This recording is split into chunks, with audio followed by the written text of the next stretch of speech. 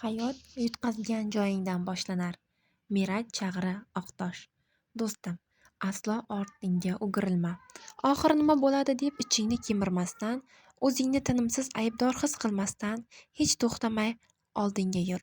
Sen o'ylasang ham, o'ylamasang ham, yashagan hayoting shu yerda tugaydi va shu nuqtadan yana yangisi boshlanadi. Ortda qolgan umrining bir soniyasini o'zgartira olasanmi? Yo'q. Biroq endi yashaydiganlaringni go'zallashtirishing mumkin. Nil Donald Walsh. Yo'qotganlar bekati. Hayot bir yo'l kabidir. Bu yo'l kapalak umrchalik qisqa, ham uzun ham emas. Har soniya qayergadir boramiz, yo'lovchiga aylanamiz. Masalan, sen ham hozir bir yo'lovchisan. Bu kitob esa yo'lingda hamrohing va do'stingga aylansin. Qani endi, orqangni devorga ber, qahvadan ho'pla va sahifani varaqlashni boshla. Keyingisi yo'qotganlar bekati. Yo'qotishni hayotingni o'nlashtirilgan qoilig'i desa ham bo'ladi. Sababi hammamiz hayotda nimanidir, kimnidir yo'qotganimiz yoki bir kuni albatta yo'qotamiz. Yo'qotish o'limga o'xshaydi. Undan qochib qutulolmaysan. O'limdan farqi azoblanasan.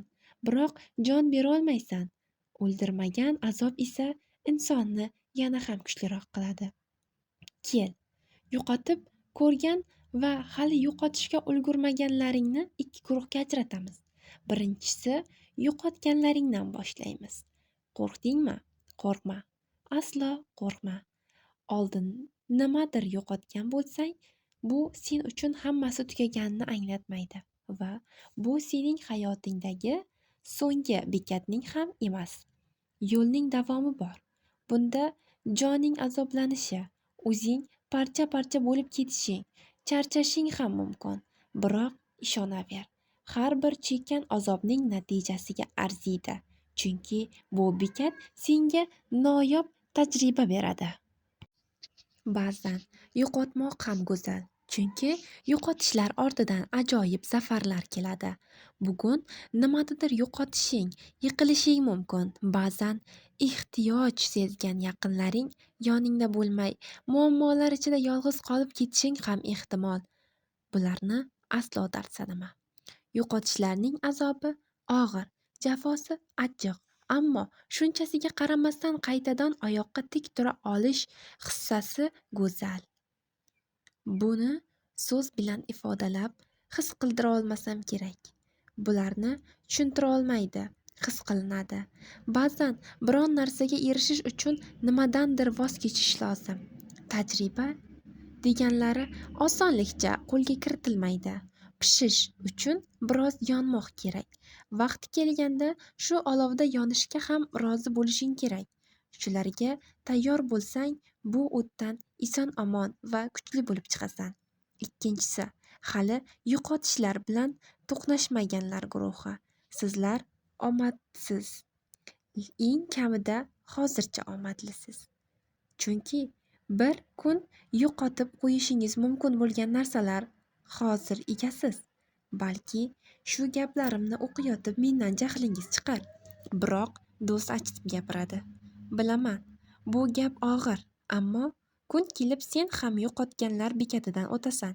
Yaxshisi, bekatga yetmasdan unga tayyor bo'lish kerak. Shunda og'irni kamroq his qilasan. Yo'qotishdan qo'rqma. Yuqorida aytganimdek, nimagadir erishishni istasang, yo'qotishlar senga yordam beradi. Odimlashing uchun ba'zi narsalarni ortda qoldirmoqqa to'g'ri keladi. Bugun yutqazganingni ertaga kerak bo'lsa yana ham chiroyliroq shaklda qaytarib olasan. Ba'zi urushlarda yutqazib zafar quchiladi. Sen kurashingda ham shunday bo'ladi. Xo'sh, o'zing qaysi guruhga kirgansan? Deb so'ramoqchi bo'lsangiz, men boshdan kechirganlar guruhidaman deyman. Ko'rib turganingizdek, azoblar menga tanish. Bora-bora biror qayg'uga botganimda jonim yoningdagini o'zimga olganidan ham tez qo'lga oladigan bo'ldim. Inson zoti yo'qota-yo'qota hayotdagi barcha musibatlarga chidamli bo'lib boraverar ekan. Bugun yutqazadi, ertaga shu yutqazgan joyidan qaytadan boshlaydi. Chunki hayotning o'zi hech narsaga qaramay davom etyapti. Tushkunlikka tushma, hayot davom etadi. Bu jumlada qanday holatda bo'lishingdan qat'iy nazar aqling bir burchagiga yozishing va yomon vaziyatga tushib qolganingda uni takrorlashingni xohlayman. Hayot davom etyapti. Hayot seni aynan yiqilgan joyingdan turg'izib qo'ymasligi mumkin, lekin yordam qo'lini cho'zadi. Sen esa o'zingdagi kuch bilan oyoqqa turasan. Balki bu dard va azobni unutolmassan, biroq ko'nikasan. Yo'qotgan va yo'qlikka ko'nikkan har bir narsa battar joningni azoblashi mumkin. Bu senga faqat va faqat iroda va kuch beradi. Necha yoshda va qay holatda bo'lishingdan qat'iy nazar Alber Kamyuning gaplarini esingdan chiqarma. Inson oxir-oqibat hammasiga ko'nikadi. Yo'qotganlarimiz uchun juda ezilamiz. Biroq yo'qotganlarimiz bizga bergan tajriba va kuchni hech nima bilan sotib olib bo'lmaydi.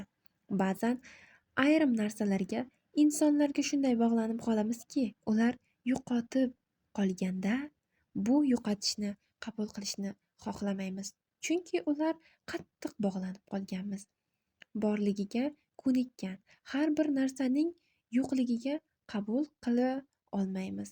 Ba'zan xuddi ilgari ularsiz yashamagandek bo'lamiz. Tirikligimizda ham ular sababdek his qilamiz. Aslida o'zimizga nisbatan qilgan katta adolatsizligimiz shu. Birov bilan bor bo'lmadik. Uning yo'qligida yo'q bo'lib qolsak, birovning yo'qligiga sabab bo'lib qolmaymiz. Biroz azob chekishing mumkin, ammo o'lmaydi. Qara, Tezer O'zlu nima demoqda? Birovsiz yashash hammaning ham qo'lidan keladi. Ha, bir inson hayotga mazmun kiritishi mumkin, ammo bu yolg'iz yashash ma'nosiz degani emas. Bir o'ylab ko'raylikchi, yo'qligiga ko'nika olmayman deganlaring o'tmishga aylandimi? Bir paytlar hayotingning borini baxshida etganing, qadrlaganing va saqlab qolishga intilganing insoningni yo'qotganingda qanchalar azoblanganing, hatto endi usiz qanday yashayman degan vaqting ham bo'ldi. Ammo usiz ham yaxshi o'tgan kunlaring bo'ldimi? Bo'ldi. Yo'qligiga ko'nikdingmi? Ko'nikding. Yiqilding va endi oyoqqa tura olmayman deding. Tura oldingmi? Turding. Birov bilan bor bo'lmading, uning yo'qligi bilan ham yo'q bo'lib qolmaysan. Bir zamonlar ichida chiqa olmayman, yengib o'tolmayman degan azoblaring barini ortda qoldirding. Tugamaydi deb o'ylagan azoblaring ustidan g'alaba qilding. Yo'qotdim deya xafa bo'lib, insonlarni uchratmasdan oldin o'tgan hayotingni xotirla. Axir ulardan oldin ham go'zal yashagansan-ku. Bundan keyin ham shunday yashaysan. Ayrim azoblardan qocha olmasliging mumkin. U musibatni chetlab ham o'ta olmaysan. Aksincha, ularni boshdan o'tkazishga majbursan. Mayli, azoblarni his qil, biroq sira taslim bo'lma. Ilgari ham yiqilganingda tura olgansan. Shu jumlani tez-tez takrorlab tur. Yiqilgan bo'lsam, bu birinchisi emas. Yana oyoqqa turaman. Bir paytlar seni azoblagan og'riqlar uchun kurashganingda sen g'alaba qilding. Ba'zan juda qattiq yiqilding, ammo yana oyoq taslan. Aslo birovga men sensiz yasha olmayman dema. Aslo aytma. Yashay olasan. Senga berilgan azoblarning hech biri unutolmasliging mumkin, ammo ular bilan birga yashashni o'rganasan. Yiqilishdan qo'rqma, yiqil, oyoqqa turasan. Umidlar hech kutmagan vaqtingda gullaydi. Hech qachon umidsizlikka tushma. Eng yomon paytingda ham kichik bir umiding bo'lsin. Muammolar har birimizning hayotimizda bor. Yiqilganingda qayta oyoqqa tura olishing, ranjiganingda baxtni his eta bilishing, tashlab ketilganingda qaytadan kurashga olishing uchun imkonsiz ishga qo'l urganingda bir imkon eshigini ko'rsatilgan umiding bo'lsin.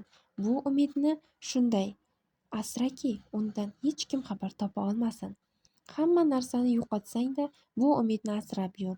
uni ham qo'ldan chiqarsang yo'qotadigan hech narsang qolmaydi.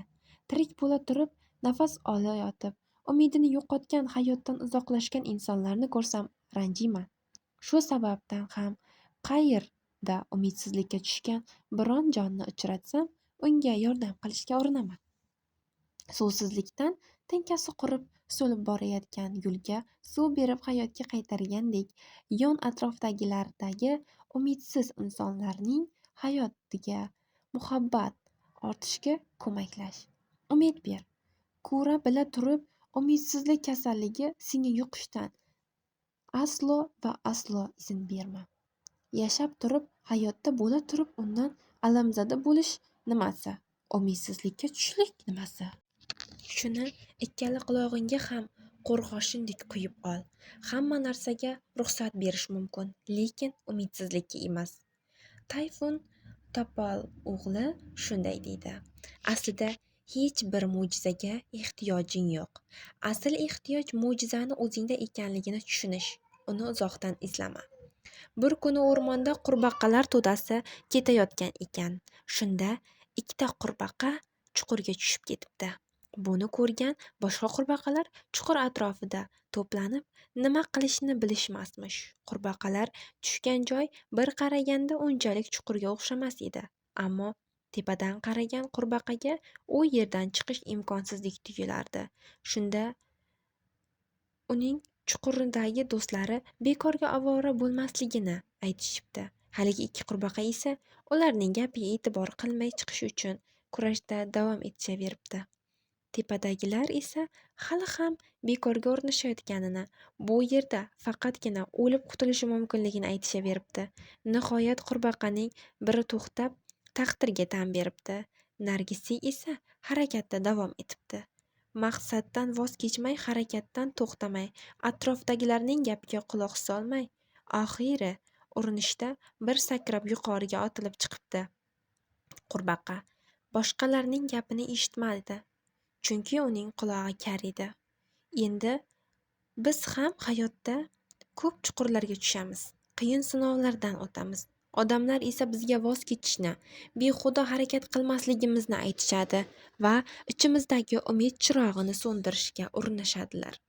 Lekin biz aslo ularga quloq solmay, ichimizdagi umidni mahkam qutishimiz kerak. Shams Tabriziyning umidsizlikka tushgan insonga shunday deydi. Qani, o'rningdan tur, o'zingga kel. Umidsizlikka berilma. Umid Allohdan, umidsizlik esa shaytondandir. Ichingdagi umidga ishon. Bu umidni so'ndirishga urinayotgan insonlar uchun quloqlaringni berkit. Bu yo'l seniki, umid seniki. Umidni mahkam quch.